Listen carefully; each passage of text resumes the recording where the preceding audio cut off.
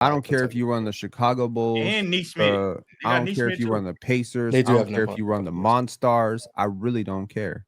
I think you should pick the best talent available. When the talent is this high, you cannot be thinking about contention windows and we trying to do this and we're trying to play this style of basketball. Nah. When the talent is this high, you adjust to the talent. You have to.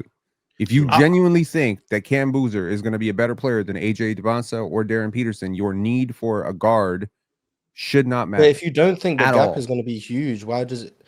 Who you think is going to be a better player becomes irrelevant if you can't get that player to that level. Mars, I think you and I can agree on this one. The gap between the best player in the league and the sixth best player in the league is usually larger than the sixth best player and like the 16th best player. Yes. That gap gets big when we start talking about top end talent. So you got to be real finite in your projections. And I don't want to hear none of this. Well, tomato bullshit. It ain't tomato bullshit, man. But look, if the best teams, AJ and Darren are all the best teams in the league make decisive projections. Sure. Okay. But decisive, which means that when Danny Ainge saw Markelle Fultz, Lonzo Ball, Jason Tatum, he said Jason Tatum is going to be the best player in this draft. We hold the third pick. Philly is desperate. This is a 2-player draft. Let's go down. We're willing to risk this because we know neither one of these teams is going to pick Jason Tatum, and they got their guy. They made a decision that it wasn't just a minor gap; it's a major gap. It doesn't matter what else is on your roster. They already had a wing on their roster. Chill. But I think that's the point that Mars is making, because if you look at the style of play, in addition to the style of play, the talent level between forget the style of play. Pascal Siakam and Tyrese Halliburton coming off an Achilles injury are not worth me passing up what I think is the best. Matters. I can't just because you got talent. I can't just throw stability. That's what I'm saying, Drench. Because just because you got that talent, that doesn't mean that I can't wreck you. I mean, because what happened when what's the kid from Duke coming into the draft? Is it Okafor? Yeah, like he looked like he almost looked like a can't miss, but he had to be in the right situation. Yeah, he 100% had to be in the right situation. Yeah, the right situation. Except he wasn't. So it didn't work. Don't do that. Don't do that, Pan. That's crazy. The right situation is a place that values a post-up backup big who does not process the game well. He did not process the game well. People will ignore that because he's bigger, stronger than everybody.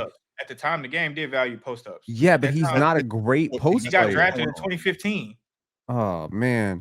Okay, the point being, away from Jahlil Okafor, if hypothetically there was a draft that contained LeBron James, Michael Jordan, and Shaquille O'Neal, I think drafting for which one would fit your organization the best makes logical sense. No, when the talent is this high, and quite frankly, you can interchange how high you view the ceiling of these players. Yeah, you draft the one who you think you can get to their ceiling. Do you think you can get to that? You think you can get Darren Peterson to his ceiling more than you could get Cam Boozer to his ceiling? If yes, and you think their ceilings are right next to each other, why not take the one you're more confident in actually getting there with them? Because we all know not every draft pick reaches the best they can ever be, whether that's because of situation, whether that's because of fit, whatever the case may be. So if you think, and we don't know how the Pacers feel, maybe the Pacers are looking at the draft right now and they have AJ, for example, circled on their board like this guy is clearly the best player. If that's true, then none of what I'm saying matters for them. But generally speaking, if you think there are multiple prospects who are neck and neck, this guy, he can be a top 5 player in the league. This guy can be a top 5 player in the league. This guy can be a top 5 player in the league. Drafting the one that you feel you can get to that level based on how your organization is ran, based on the scheme you have, based on his skill set and how it fits into what you have, makes logical sense. I got a question for all y'all. Why, especially for Penn, and maybe Mark's answer too, why are y'all so high on AJ Dybantsa? Like he just like sticks out like that. I'm just genuinely. AJ isn't my clear number one. I was just using him as the example. No, okay. I just wanted to know for people who've been talking like. Hey, Penn, can I answer this for you, Penn? What can you? No. Like, will you? He's gonna try. You can try. I'm answering for myself then. Go ahead. AJ is the glaring out of all of these guys. He is the glaring prototype of what's going on in the NBA. How Chill said 6'9". 6'9". He could play on all 3 levels. He has a crazy handle for a 6'9" guy. moves like a guard. He gives you that T-Mac, Jason Tatum type feel. No, I think you gassed that part. Well, you might be. You might be, but as a high schooler, you might be. But I'm saying that. Well, you see what I'm saying? So I'm saying it's not. It's like in theory, that's what you're getting. I'm not talking about what he is. I'm talking about because in all these draft prospects, out of all of yeah, he does. But Peterson fits the mold of the modern NBA. How are teams guarding AJ Dybantsa? More than Dybantsa? Easy. Make him go left. I think you guys overstate like the value of wings generally, but I think Darren Peterson probably fits the modern NBA the most. Okay, so in terms of overstating the value of wing, okay, so a wing, great transition player, great ball handler, not just great. I don't think he's a great ball handler. Well, he's probably not. AJ, and he's not a good passer. He's not a good processor. He's the worst processor out of all three of them. And you know what's interesting about that, Mars? You just told me a couple of days ago. You just told me that when Jaylen Brown showed up, none of these things that he has now, he had. I can't just project turning weaknesses into strengths and justifying that being a number one pick. That's why that's why you pick these guys, though, Mars. No, you pick these guys based on what they're good at and how good you think they can become at it. You don't pick them based on you actually can't do this, but we're going to project you're going to become really good at it. Like that's bad process. Whether it works out or not. Sure, credit to you if it works out. You don't pick someone based on them being bad at something and hoping they become good when there's no actual signs that they can do it. That would be silly. Now I can understand your logic with that, but that's exactly what potential is. Okay, I see your potential. Potential is you've shown flashes of doing this, therefore we're going to build into it. I see a player who has shown no flashes of doing something. That's not accurate. That's not accurate. That's like saying Amen Thompson has potential to shoot. That's based not on accurate, what? Mars. Like that's not that would on him be shooting. bad. That would be bad shooting the three and him making the three. Him shooting. He doesn't make them. Y'all got your eyes. He doesn't make them as frequent as you would like for him to make them. He doesn't make them at any respectable clip to say, yeah, we're gonna. There's potential shooting here. Like that would be a silly way to draft Amen Thompson. Now, what you were drafting for is the defensive upside because he's shown flashes of being an elite defender. The athleticism, which pops off the page for anyone who's watched him for 0.2 seconds. The athleticism, the fact that he has really good passing feel. Maybe you can develop some point guard skills. The handle, to your point, it wasn't great, but there was actual flashes of being able to create in the lane and get downhill. That would be potential. The shooting is something that it just sucks, and we'll see what it can become. You don't draft Amen Thompson on shooting upside. That would be ridiculous. That's not what I'm saying. In my opinion, you don't draft AJ on playmaking potential. You draft him on scoring potential. You draft him on defensive upside. You draft him on athletic tools, sure, but you don't draft him saying he's actually the prototype of the modern wing who can initiate offense and create it for all the. No, he doesn't do that. That's not. If he becomes that, credit to AJ, and then you've hit. Amazing. I'm not saying he can't do it, but I'm saying if you draft him based on betting on that would be silly. How much of AJ have you watched, Mark? How much of AJ have you watched? High school and college games? I don't know. I use Synergy. I just watch possessions and minutes and stuff. I don't watch full games because where I reside, college games aren't easy to access, so I just watch Synergy. Which is not so Mars. What I'm saying is when I look at a guy, I look at a lot of the raw skills that you have, and I'm thinking about the stuff that we can develop. So I look at you. I look at your ability when you make a shot. Okay, can I teach you how to be better at that? Your ball handling. You're not a complete ditz at handling the basketball, but there is something there. Can I teach you how to do this? Yeah. Now, this is not for me to say that I'm going to turn you into Kenny Anderson. This is not for me to say that I'm going to turn you into Kyrie Irving as a ball handler. No. But can I teach you to be better at that? And when I look at AJ Dybantsa, I see the athleticism. I see how somebody got background noise. Yeah, crazy background noise. I don't think there's nobody here. So when I watch AJ Dybantsa, when I see him in the open floor, when I see him getting downhill, which is what the modern game is today because it's so wide open and because it's so much space, and I see him getting downhill, I see him getting to the rim, and I see his ability to make a pass. I'm like, okay, well, can I teach him how to process defenses better? Can I teach him how to pass better? I think I can teach him to do that. This is what I'm thinking. Now, here's the difference with this, though, Drench.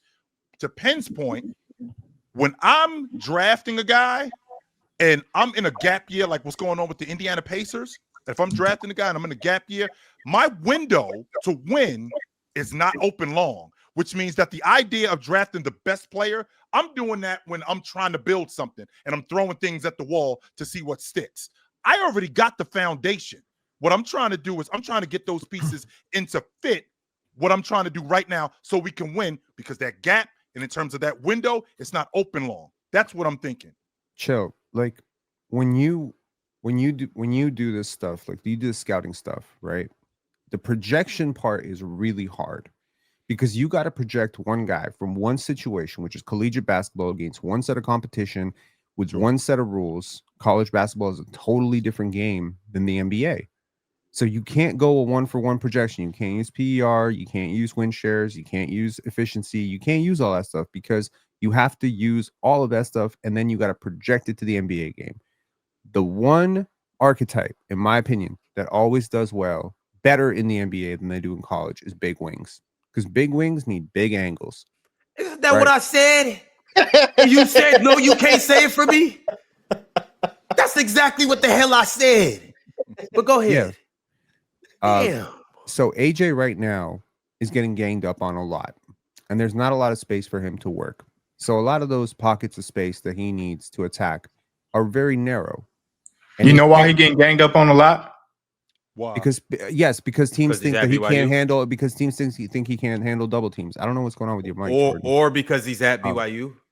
It's he don't pass. Well, okay, sure. Who do you want him to pass to? Look, and this is it was Ace Bailey. No. Hold on. Do not put AJ Dybantsa into Ace Bailey conversations. That shit is disrespectful as hell. Yeah, no. Don't put AJ in the Ace combos. That shit is disrespectful. One is in the NBA. One is in the NBA. The other's still trying to find his way. Hold on. I know you like AJ, but don't like RJ. That's crazy. You like an AJ, but don't like RJ. Is crazy. They play just alike. 169. That's it. They definitely do not. Well, no, Jordan, because RJ was better than AJ in college. I don't think y'all. That's fine. Fact. That's fine. But they play just alike. I don't get. Like, if RJ Barrett, Drench, if RJ Barrett was 6'9", he was super athlete. 6'10" actually. AJ's not a super athlete. He don't jump. But he is a super athlete. He is a his super stride athlete. length and his ability. His stride length and his dude. That's cool, but he don't get off the ground that high. Like, oh my god, like he looks heavy when he jumping. He looks like damn. You're not looking. When you're 6'10", if you're able to just get around people, and I've seen him standing next to Kevin Durant, and I could barely tell who was taller. Do you understand how big this dude is? Do you understand the complexity of what? Like he's not a KD level athlete, though. To be fair, he's not. Is he legit? That's what I'm saying. KD is a big. He is a legitimate 6'10". He is a legit hard worker. And what I'm saying to you is, when I project this player coming off dribble handoffs with NBA center screens, NBA screening and spacing with shooters wide, you won't be able to stop this dude. I promise you that. Pin's not lying. Pin's not lying. This is why I think it's a generational top three. Like I think AJ has that potential. There's levels. I also think like you do not pass up on AJ Dybantsa unless you are 1000% sure that other dude is going to be like a 5-time All NBA. Because I'm telling you right now, this dude is going to be 5-time All NBA. And that's my floor for AJ Dybantsa. Yeah, if the draft for whatever reason happened today. Today is June the 24th. I'm fairly confident that AJ would go third. That may be the case. Hell no. That may be the case. If Indiana has the number one pick, I guarantee you they pick AJ Dybantsa number one. I don't know if some dumbass franchise gets number one. Okay, cool. Number one. More so, I'd probably argue they probably just do a Jason Tatum and trade down. But I do think AJ will go third. If like every team got given the number one pick magically, I think most of the teams wouldn't take AJ. That's what I'm saying. Most of them would take Campbell. I'll tell you this: if he's there at number 3, here's the package I'm willing to offer as the Toronto Raptors. Okay, I am willing to offer every first round pick. I'm willing to offer Grady Dick and Colin Murray-Boyles. Every person, 7 picks. Oh my god, you get Grady? 7 picks and 2 lottery picks? Are you crazy? Do you understand what a high haul that is? You basically I don't know how much AJ helps you. I don't know how much AJ helps you guys win next year, but I don't even want to get into that. What I want to talk about is just AJ, just specifically his draft stock and what he is. Based on what he is, size, athleticism, skill set, and the potential of what his scoring could be on all 3 levels, and even in transition, he has the highest ceiling out of all these guys.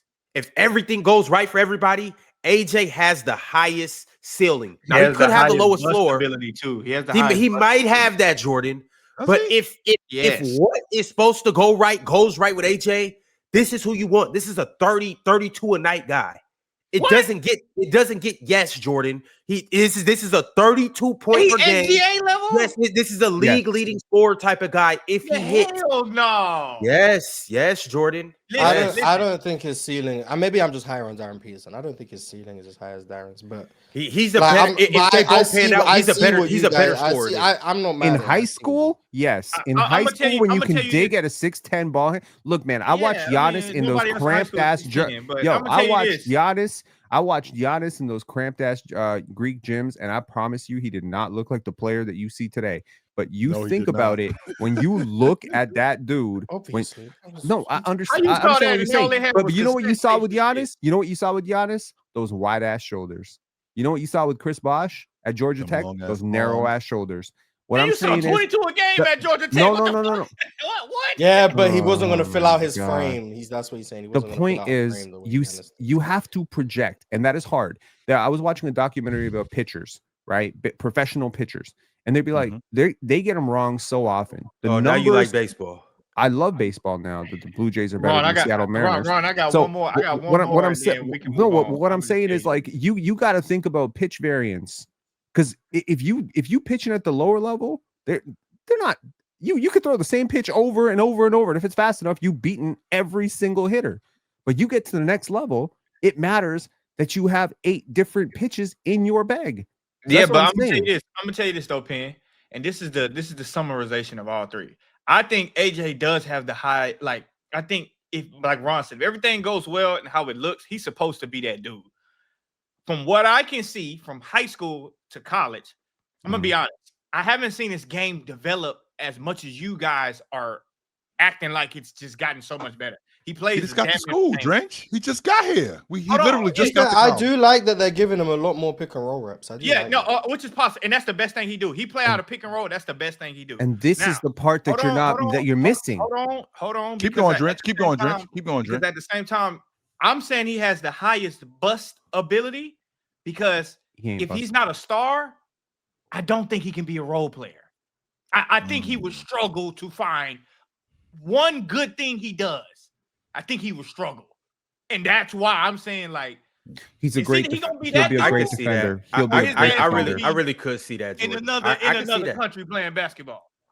That's all I'm saying. I could see that. Damn, it could be Cam Reddish. That's what I was about to say. Cam Reddish. Cam Reddish got some issues, but I would be interested. Obviously, you're not drafting him to be a role player.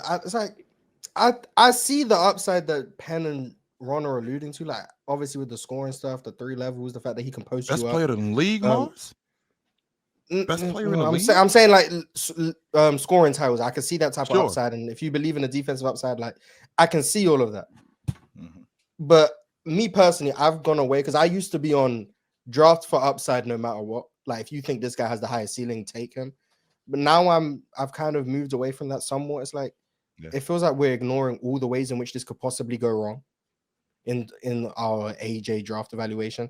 Like I think to Jordan's point, like he has a lot of swing factors that determine how good he can really be. How good of a shooter can he be? How good of a ball handler can he be? How good defensively is he going to be? Because he has the athletic tools, but from what I've seen thus far, he hasn't really put it together to make many meaningful defensive plays. Can he play off the ball with the same proficiency as he wants to play on the ball? Is he gonna command touches at the NBA level? To Jordan's point, all of these things are genuine questions, and if 2 of them don't go the way you want, you go from having scoring title to spark plug off the bench. Like that's not saying you don't draft him number 1 because he might be a sick man. I'm not saying that. I'm saying I feel like we have to look at all possible as many outcomes as possible. This could go great, but this could go terribly wrong. Go bad. That's exactly what I'm saying. But Mars, doesn't that compound your point where if we're in a draft where the Indiana Pacers have the number 3 pick, the number 1 pick, or the whomever, Utah, doesn't the fit matter even more? Because this isn't a plug and play guy. Because this sounds like a guy. This sounds like a guy where y'all we can't just throw him on any Smith Jr., but y'all love AJ Dybantsa. I'm just saying it just doesn't sound like this is a dude. Shit. I don't think they are neither. This doesn't sound like a dude that we could just throw on any unit and it's just gonna work. No, this sounds like a guy where it has to be very specific. The unit we put him on. I wouldn't say very specific. No, yes, it's not. Okay, hold on. Why do we do this? Why do we assume? Why do we assume that a guy's role in high school or college is not a development rep, but rather a life sentence? He is an adaptable, smart basketball player. I've seen him. Where have you seen it at, though? Where have you seen that at? He is 18, 19 years old, Jordan. So you never say how old he is. Oh my God! Let him go through the life story. Go there. It's not a life story. It's obvious. It's obvious that the guy is trying to develop a certain set of skills, and those skills are going to make him a nightmare for people like you. Is what I'm saying. Yep. Okay. So basically, you said never saw it, but you're guessing that he can do it. You say no, it's not guessing, man. He has been one of the best players in the world in his age group for years. What are we talking about? We're not talking about some random kid who just walked off a plane and put up a hot week. Where you saw it, but Pim, we also can't. But Pim, you've never seen him play make for others. You've never seen him make the right play. I've seen him in a head-to-head with Darren Peterson, and I've seen him take less shots and guard. I've seen a guy look. I've seen Darren Peterson give him 50. I think who was he guarding? I think he gave him 60. So who the fuck was he guarding? Then what are we talking about? I mean, I think we can all acknowledge that AJ is very clearly the worst passer and playmaker of the three. And the processor of the 3-2. Worst processor. Yeah, like in terms of just seeing the court. I can agree. I can agree that his playmaking of the three, I don't know, but of the two, between the two, that I can give you between him and Darren Peterson, I can agree with. You know, do you think he might be a better passer and processor than Cambriza? Yeah. Oh no! Where have you saw that at? That's what I'm trying to figure out. Where have you saw that? We're just maybe I'm just higher on the other two than because I feel like I'm high on AJ. I think I feel like maybe I'm just higher on the other two than you are. It's the panel. Religion get built on cam. Where the chat throw smoke and the host go ham. You ain't never seen hoops out hit the raw. Every take got weight, every night we drop. This that barbershop. Courtside, worldwide tone. Welcome to the only show that really feel like numbers jumping like the score.